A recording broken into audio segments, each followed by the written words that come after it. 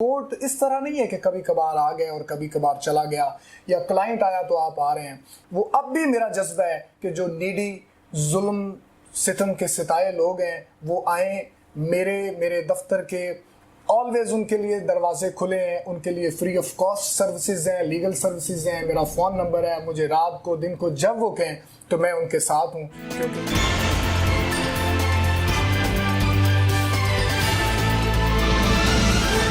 अस्सलाम वालेकुम नाज़रीन, मैं हूं आपका मेज़बान नुमान अख्तर। आप देख रहे हैं डेली दीपालपुर प्रोग्राम एक दिन एक शख्सियत के साथ। आज के हमारे मेहमान मरूफ नौजवान एडवोकेट मियां नासिर खां भट्टू साहब हैं, तो जिन्होंने कलील अरसा में काफ़ी नाम कमाया। आज उनसे कुछ सवालात करेंगे।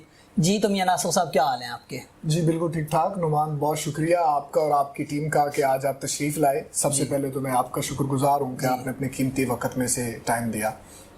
आप दीपालपुर बार की सियासत को किस तरह देखते हैं? मैं तो दीपालपुर बार की सियासत को जी बड़ी अच्छी और अपने बड़े दिल की निगाह से देखता हूँ। दीपालपुर बार की सियासत बहुत ही खूबसूरत है, बड़ा खूबसूरत बार का रिश्ता है।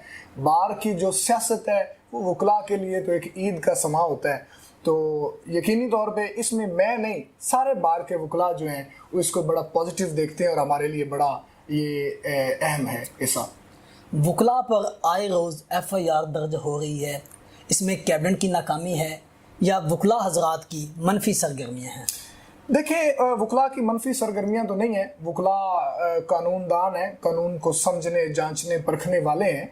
इसमें कुछ इदारों की मिसअंडरस्टैंडिंग होती है, कुछ ज़ाती मामलात भी होते हैं। इसलिए मैं समझता हूँ कि इस सवाल का जवाब ये बनता है, इसमें कैबिनेट का भी बड़ा किरदार होता है कि कैबिनेट को भी देखना चाहिए। जो हमारे भाई हैं उनका अगर हक बनता है तो उनका साथ देना चाहिए, और अगर कोई मनफी एक्टिविटी के तौर पे कोई कर रहा है तो उसको बिल्कुल नज़रअंदाज करना चाहिए। आप पिछली और मौजूदा काबीना में क्या फ़र्क देखते हैं? मैं जी बिल्कुल पिछली और जो अभी मौजूदा हमारी कैबिनेट है इसमें कुछ ख़ास फ़र्क नहीं देखता। जिस तरह साल हमने वो अपना गुजारा है उसी तरह सेम ये गुजारा है, कोई ख़ास फ़र्क नज़र नहीं आया। बाकी शायद जो दोनों कैबिनेट हैं वो अपनी तरफ से समझती हूँ कि उन्होंने कोई बहुत ही अच्छा काम किया हो। सियासत में गहरी दिलचस्पी रखते हैं, क्या आप भी किसी धड़े का हिस्सा हैं? नहीं, मैं किसी धड़े का हिस्सा नहीं हूँ। अल्हम्दुलिल्लाह मेरा अपना ग्रुप है, फेस ऑफ लॉयर है। मैंने यंगस्टर पे जो हमारे हम ख्याल और अच्छी सोच के हामी नौजवान दोस्त हैं उनका 40-50 लोगों का साथ है मेरे, और इंशाल्लाह हम देखेंगे कि फ्यूचर में शायद हम अच्छे तरीके से अपने नौजवान भाइयों को इस प्लेटफॉर्म से लाएं इलेक्शन में। पंजाब बार के इलेक्शन में पैसे लेकर इलेक्शन लड़ने के इल्ज़ामात हैं, तो क्या आपने वाकई पैसे लिए थे? ये आपका सवाल बड़ा अहम सवाल है और इस सवाल पे मैं बड़ा सोच भी रहा था और मुस्कुरा भी रहा हूँ। ये सवाल इसलिए मैं इसकी मजम्मत करता हूँ कि ये उन लोगों का एक शोशा है जो कुछ भी नहीं करना चाहते और ना कुछ कर पाते हैं। तो वो जो लोग आपके लिए आगे मशाले राह बनते हैं, आगे निकलने की कोशिश करते हैं, तो फिर हमारे पास और ज़रिया नहीं होता, फिर हम इस तरह के शोशे छोड़ के सारे मामलात को ख़राब करते हैं। अच्छा, दीपालपुर बार के सीनियर और जूनियर वकला के दरमियान कितना मजबूत रिश्ता है? मेरे ख्याल में जितना मजबूत रिश्ता होना चाहिए था उतना तो बिल्कुल नहीं है। नुमान साहब, ये हमारे सीनियर्स हमारे सरमाया हैं, हमारे माथे का झूमर है, लेकिन मेरे ख्याल में बहुत सारी कमियां हैं कि हमने उस तरह अपने जूनियर्स को और यंग वकला को ना सिखाया है और ना सीने लगाया है। ये मुझे बड़ा अफसोस है, जो कि नहीं होना चाहिए, क्योंकि हमारे नौजवान वकला ही हमारा असासा हैं और आगे फ्यूचर हमारा वो। एक कानूनदान मुआशरे में किस तरह अपना किरदार अदा कर सकता है? एक नौजवान वकील जो है वो मुआशरे में बड़ा पॉजिटिव उसका किरदार है, वो सोसाइटी में बड़ा आगे निकलता है, जुल्म जबर के आगे वो ढाल बनता है और जो पॉजिटिव एक्टिविटीज़ हैं उसके लिए आपको आगे लेके जाता है, क्योंकि वो कानून को समझता है। इसलिए उसका बहुत बड़ा किरदार है अगर हम समझें तो सोसाइटी में।